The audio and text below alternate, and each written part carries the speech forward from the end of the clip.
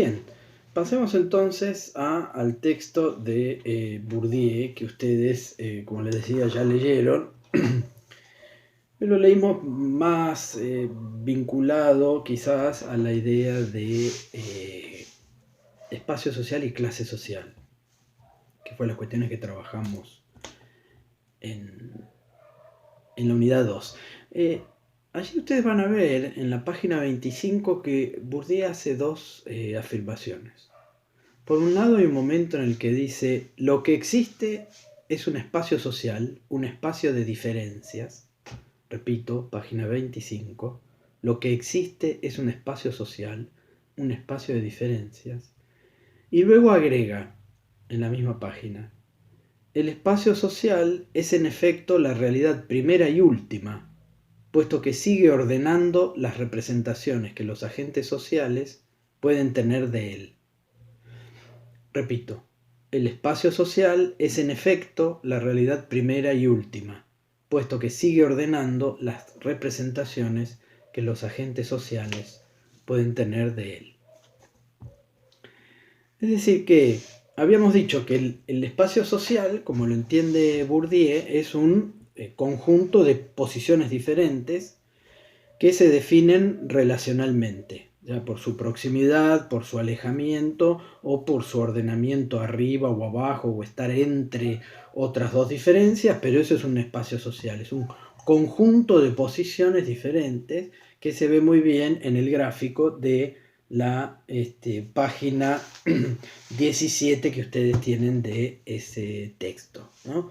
Donde Bourdieu analiza el capital cultural y el capital económico, cómo eso tiende a agrupar a ciertas diferencias, votando a la izquierda o votando a la derecha. Ahí van a ver ciertas pautas de consumo, ciertos gustos, ciertas distinciones y cómo operan en relación a eso. Ahora bien, lo interesante de estas dos afirmaciones es que ese conjunto de posiciones diferenciales es lo que existe, dice Bourdieu, y es la realidad primera y última de la vida social, porque ordena las representaciones que esas diferencias, esos agentes sociales, pueden tener del espacio social. Es decir, es lo que existe, ese conjunto de posiciones diferenciales, y es la realidad primera y última. Es decir, que la discusión que habíamos tenido sobre las clases sociales como clases en el papel, etc., aquí se relativiza bastante, ¿no es cierto?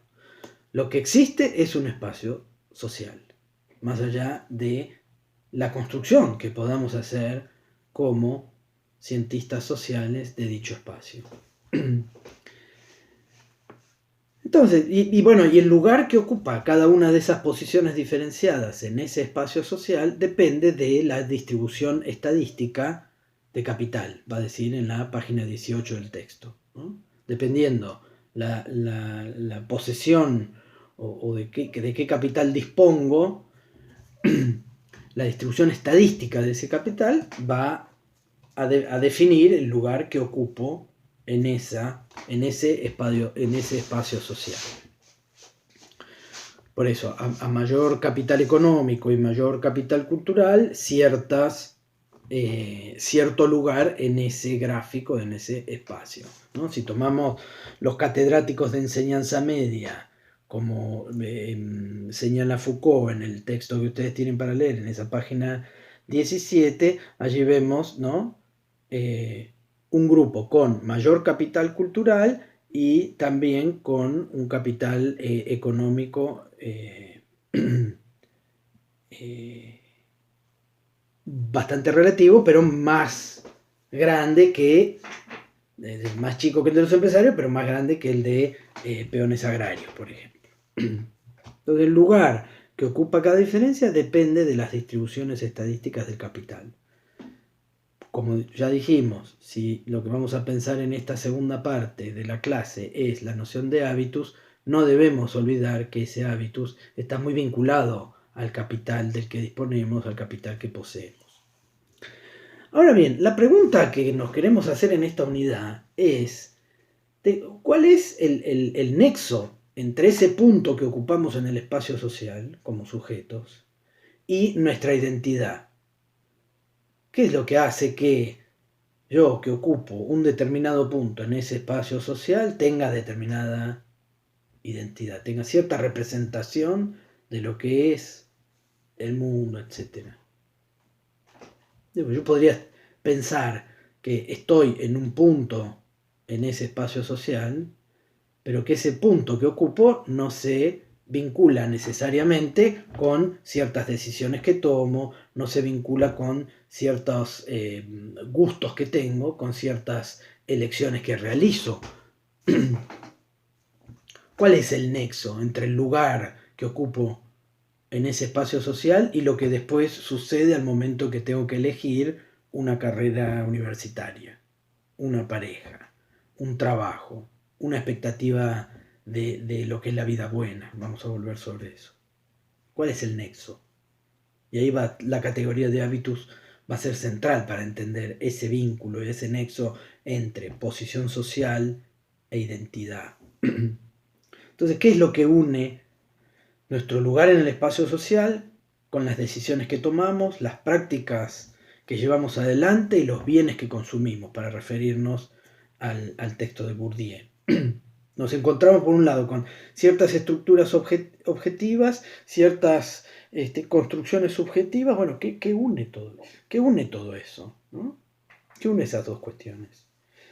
Y allí es que lo que nos va a decir Bourdieu es que lo que hace que ciertas posiciones se traduzcan en ciertas acciones es la noción de hábitus. Las personas nos ubicamos en diferentes posiciones en el espacio social, de ahí la idea de que el espacio social es un espacio de diferencias, como leíamos recién. Las personas nos ubicamos en distintas posiciones, participamos en distintos campos y acumulamos capitales.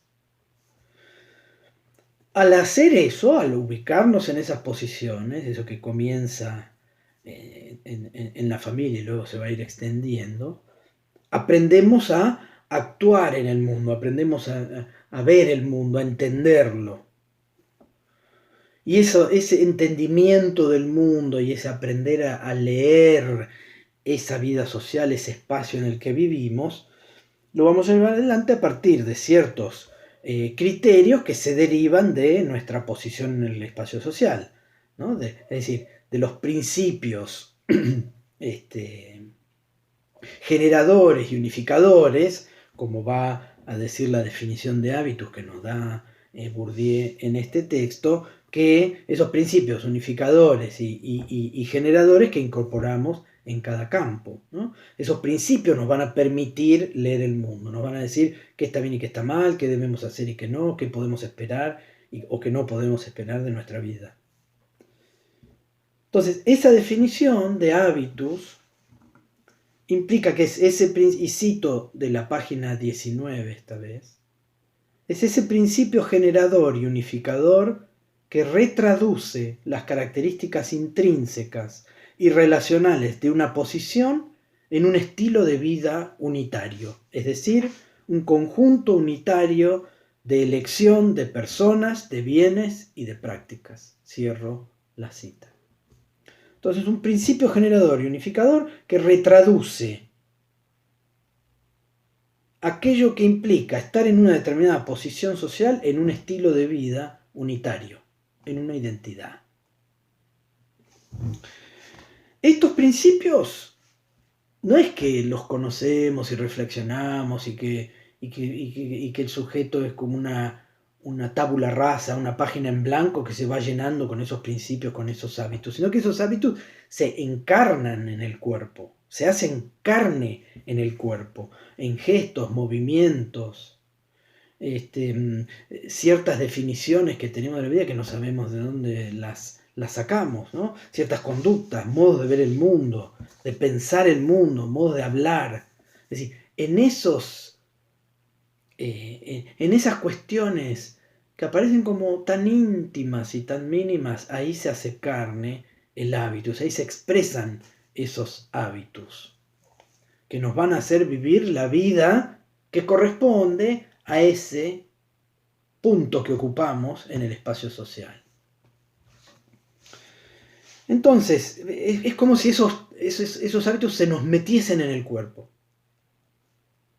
y no los podemos controlar.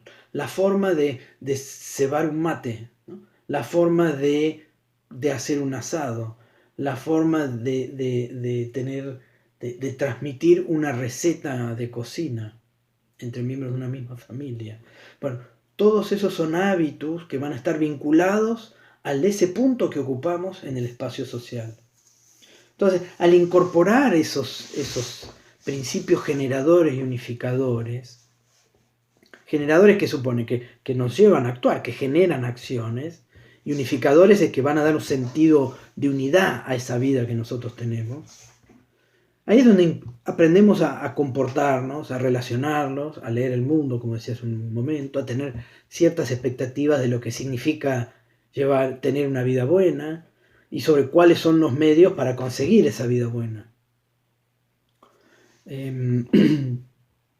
Sobre la elección del deporte que practico, el tipo de deporte, si es un deporte de combate, un deporte de contacto o no. Es decir, hay un montón de cuestiones que se desprenden de ese punto que ocupamos en el espacio social y que definen las posibilidades identificatorias que nosotros tenemos.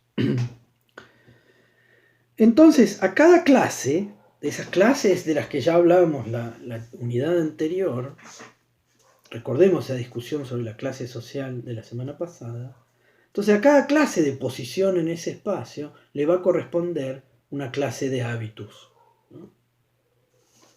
Va a decir en la misma página, pero un poquito antes de la definición que les leí recién, la página 19 también, cito, a cada clase de posición corresponde una clase de hábitus o de aficiones, producidos por los condicionamientos sociales asociados a la condición correspondiente, y a través de estos hábitos y de sus capacidades generativas, un conjunto sistemático de bienes y de propiedades unidos entre sí por una afinidad de estilo. A cada clase de esas posiciones, piensen que habíamos, incluso en el chat que tuvimos uno de los viernes, hablamos de la idea de montaña en ese texto. Las clases yo las construyo a partir de la cercanía, de la proximidad, de la afinidad que encuentro en ciertas posiciones sociales. Bueno, a cada clase, es decir, a cada agrupamiento de puntos en ese espacio social, a cada agrupamiento de posiciones sociales, le corresponde una clase de hábitus, aficiones, dice entre paréntesis Bourdieu.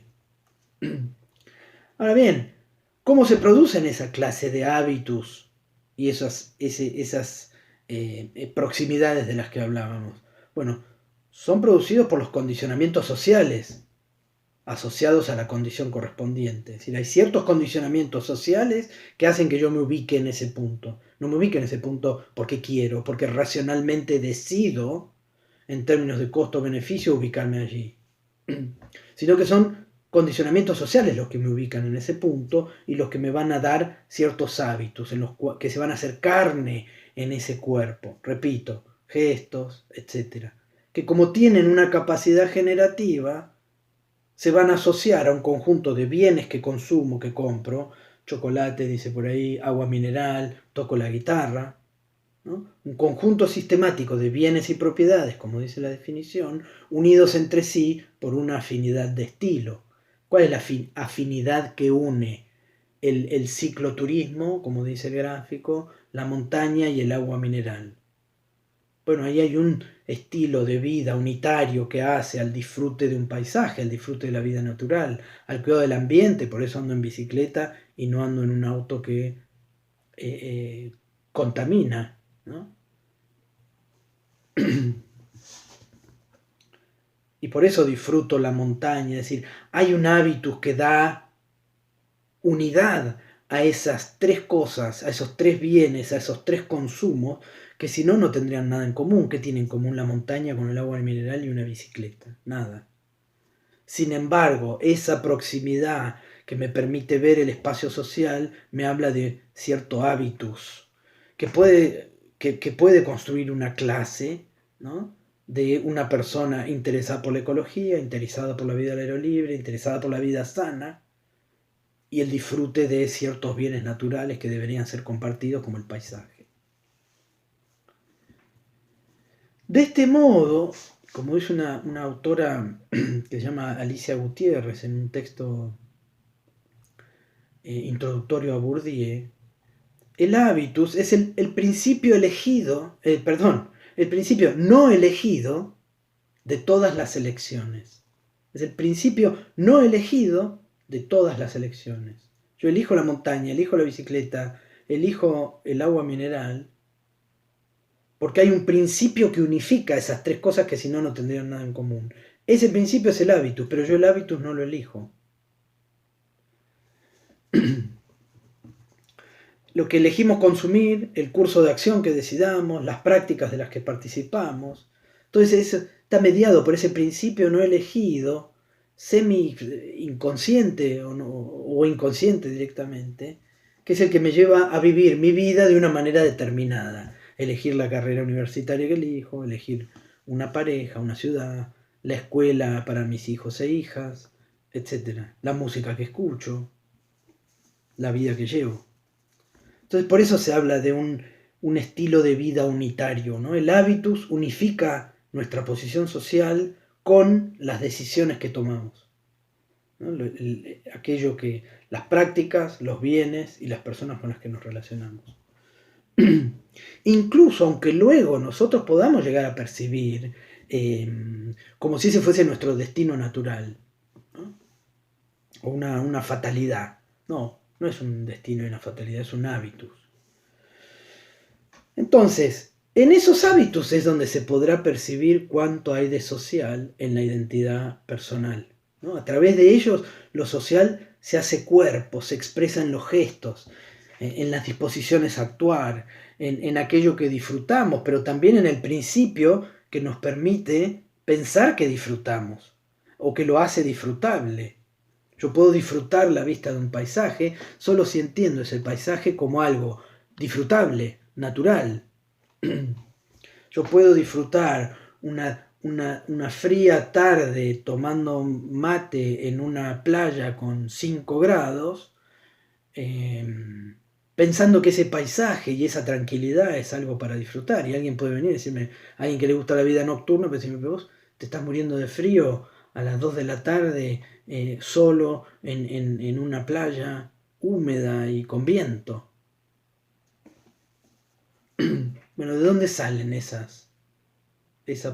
depende eso de la posición, del punto que ocupo en un espacio social o no? ¿O es simplemente una decisión individual que se debe a una sensibilidad subjetiva específica? Lo que va a decir Bourdieu es que en esos hábitos es donde se hace carne, se expresa en el cuerpo ese punto que ocupo, esa posición que ocupo en el espacio social. Ese hábito se incorpora desde que nacemos, primero en la familia, después con el proceso de socialización, el paso por la escuela o por algún tipo de educación formal o informal. De algún modo, eso nos permite entender cómo es que el hábito, ¿no? Nos permite entender cómo es que la sociedad nos crea como sujetos, si se quiere.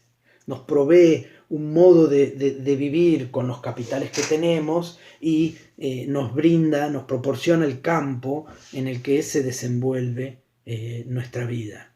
De allí la relevancia de esta noción de hábitus. Bien, eso sería todo por hoy como marco introductorio a esta unidad 3, a la noción de hábitus en Bourdieu. Seguimos en contacto a través del aula virtual y ya nos vamos a ir comunicando como venimos haciendo a través del aula virtual los martes en los horarios que ustedes ya tienen, los viernes por la mañana, mediodía, les vamos a ir haciendo saber cómo progresa esto que sigue siendo incierto por el confinamiento, el aislamiento social obligatorio. Así que tengan un muy buen fin de semana.